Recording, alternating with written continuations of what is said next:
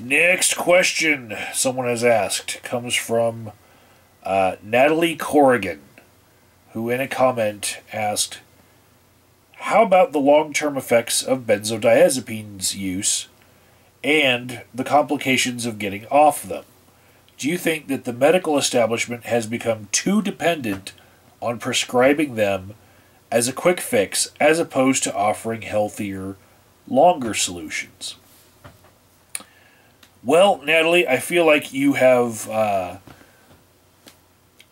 a very biased person about this because I chose the profession that I did to be a psychotherapist rather than a psychiatrist because I believe in the power of words and I believe in the power of talking things through. And I do believe that drugs are overprescribed. I mean, who doesn't? It's a very popular opinion to have these days. But I don't go as far as, like, say, the Church of Scientology in saying that, psychiatry is just bullshit.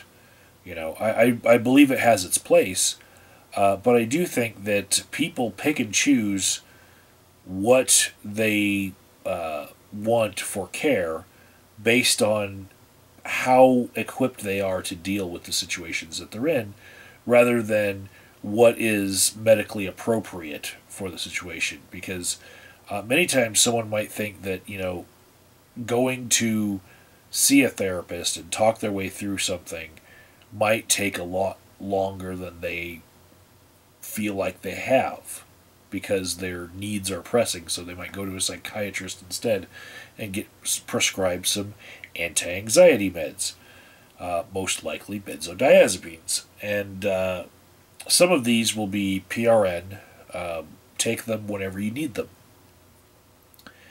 And in the low doses, I find that there's just the same difference as when I talked about the difference between hormone replacement therapy, testosterone, and testosterone abuse for bodybuilding. There's also a difference between using benzodiazepines for low-dose sort of anxiety medication versus the abuse of them. So when I see somebody for benzos because of my practice, I would see them for abusing them, not for taking them as prescribed. So the dangers that I see in them are often far worse. Like when someone's been abusing benzos, they need a medical detox. You cannot come off of those without safely. You cannot come off of those without like going to the emergency room and then going to a detox. It's just not very safe. You're probably going to have a seizure if you try to get off of abusing it. But the low dose daily prescriptions that some people get and the PRN sort of whenever your anxiety is too bad, you need to take one, and then if you can go a couple weeks without taking one, that's great. Those kind of prescriptions, I don't see them as being medically as much of a problem because, well, I deal with the acute cases more often, and I see the horrible shakes and tremors that someone would go into if they're coming off of benzo abuse. And I feel like benzo abuse is going to become more and more prevalent as people realize that when they mix opiates and benzos together, they get more of a high, because they're probably going to be chasing the high that they had when they were using fentanyl-laced opiates, fentanyl-laced heroin and whatnot. Because it seems like the bar for getting people high has gotten like sky high, like people just want to get that much closer to death. They're already like an inch away from death. Now they want to get like an eighth of an inch away from death. That's the new high. If you're not that close, then you're not high, I guess. But benzos unfortunately have this effect of amplifying opiates. And so I do feel like their abuse is going to become a little bit more chic, especially when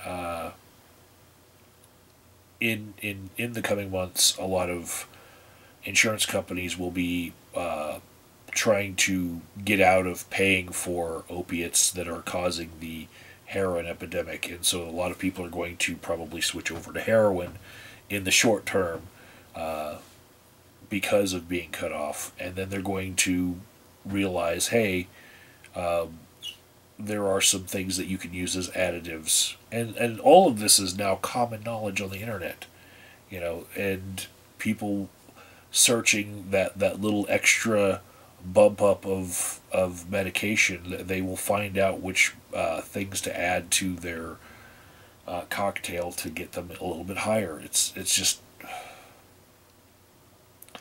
so. Do I think they're overprescribed? Yes, yes, and I have a very biased perspective in that when people go to a psychiatrist, they're choosing the easy way out. They're choosing to not face their anxiety head on. They're choosing to not try to cope with it. They're choosing to medicate themselves into being better able to handle the situation as is. And I'm all for fixing people from a more holistic standpoint rather than just putting a band-aid on the situation. Sometimes the band-aid is necessary, but I've seen many people go for many years without addressing the underlying issues, which keep them going back for more prescriptions for anxiolytics. And so, yeah, I do think that they're overprescribed. Just they have a place. On to the next question.